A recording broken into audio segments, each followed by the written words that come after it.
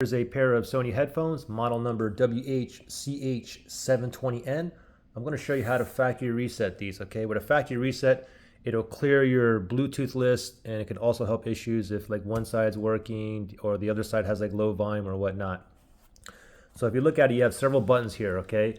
So what we want to do is press and hold two buttons, okay? It's going to be the power button on this side, and over here it's the middle button here between the volume up and volume down, the middle, the call/play button right there. So these two buttons, power button and that middle button there, all right?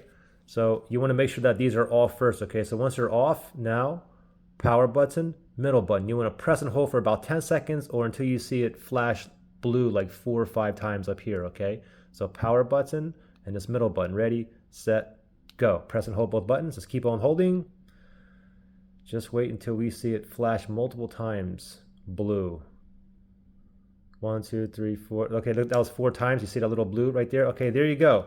So now you just factory reset it. Now the thing is, let's say if I was connected to my Android phone and then I did the factory reset, well, if I want to connect back to my Android phone, I have to go to my Bluetooth list and delete the current where it's paired at. I need to delete that, okay? Unpair it. If you have an iPhone, you have to forget it, and then you can go ahead and try to pair it again, all right? Good luck, guys.